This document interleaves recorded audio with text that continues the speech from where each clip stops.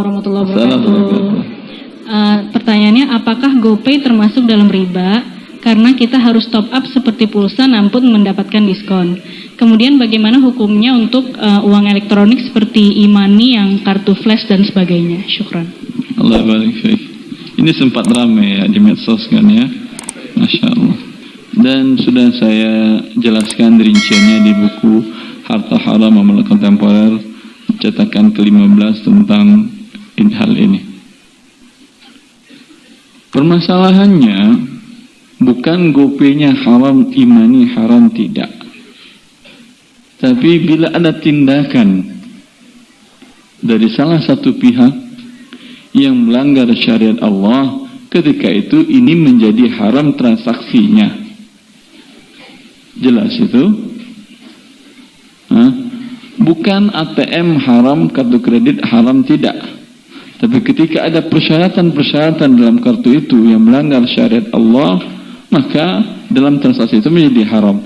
Bila tidak mungkin dipisahkan sama sekali, pasti akan ada, berarti haram dia sama sekali. Mutlak haram. Paham ini?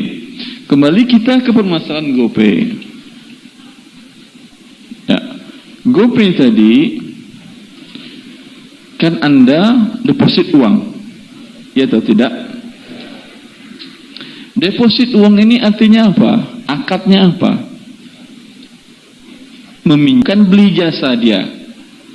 Karena Anda transaksi jasa, baru ngirimkan uang. Ketika masuk ke rekening perusahaan GoPay tadi, sudah bisa nggak dia gunakan uangnya? Itu dia akad pinjaman, bukan akad jual beli jasa. Kalau jual beli jasa seperti pulsa, tidak deposit namanya, langsung dibayar pulsa.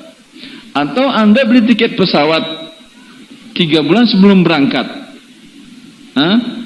deposit namanya, atau beli tiket deposit namanya. Bisakah Anda minta program deposit ke salah satu penerbangan, maskapai penerbangan di Indonesia, umpamanya maskapai yang terkenal Garuda, saya sering kerja ke antar pulau segala macam, atau ada bisnis segala macam. Khawatir saya nanti pada waktunya rekening saya kosong. Saya deposit di Anda umpamanya 10 juta. Dia bilang, Bapak beli tiket kemana? Belum ada, beli nanti. Pegang 10 juta, besok saya beli tiket umpamanya ke A, kota A, berkurang uang saya. Besok saya beli kota B, berkurang uang saya. Bisa nggak di Garuda? Bisa atau tidak? Tidak bisa, karena tidak ada deposit dia. Kalau yang di GoPay bisa atau tidak? Dan itu memang diinginkan. Karena semakin banyak orang deposit, uang semakin banyak bisa diputar. Dapat modal.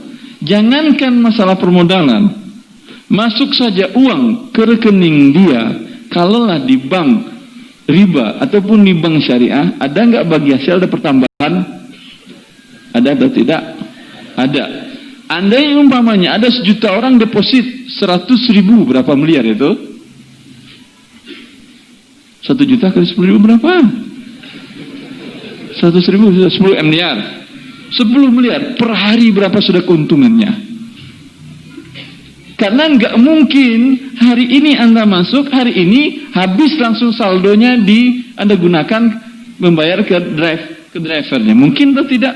Mungkin dari 1 juta orang yang bayar tadi, paling yang menggunakan di hari itu paling 5%, 10%. Iya atau tidak? Itu keuntungan yang luar biasa. Dan buktinya ini keuntungan luar biasa. Anda lihat banyak perusahaan berlomba-lomba membuat skema yang sama. Bisa mengumpulkan dana sebanyak-banyaknya. Sampai di sini tidak masalah. Tetapi karena akadnya deposit meminjamkan, maka si pemberi pinjaman tidak boleh mendapatkan keuntungan atau pertambahan. Ya, silakan deposit, nggak ada diskon. Mau bayar pakai deposit, mau pakai uang cash, tidak ada, sama. Tapi kalau dia buat sistemnya seperti itu, menarik nggak bagi para konsumen? Menarik apanya? Ngapain saya kirim uang ke dia, uang saya berkurang, bagi saya nggak ada manfaat.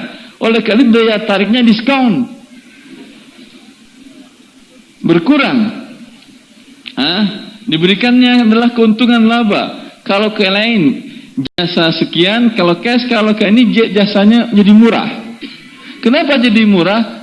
Untuk menarik orang memberikan pinjaman kepada dia.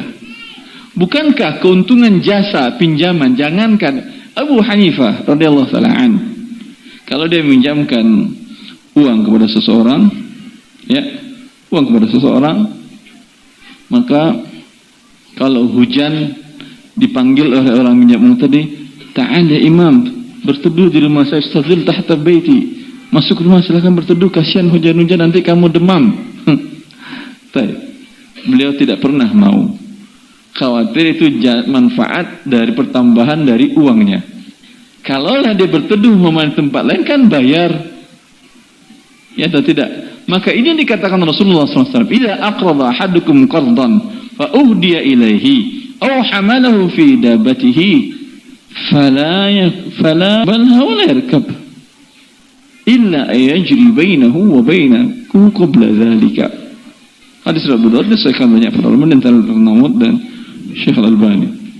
Kata Rasulullah, bila seseorang meminjamkan uang kepada seseorang, lalu si penerima pinjaman memberikan hadiah kepada pemberi pinjaman, atau si penerima pinjaman memberikan jasa tunggangan, ya, kata Rasulullah, jangan terima hadiahnya dan jangan mau naiki tunggangannya. Ya, Assalamualaikum warahmatullahi wabarakatuh.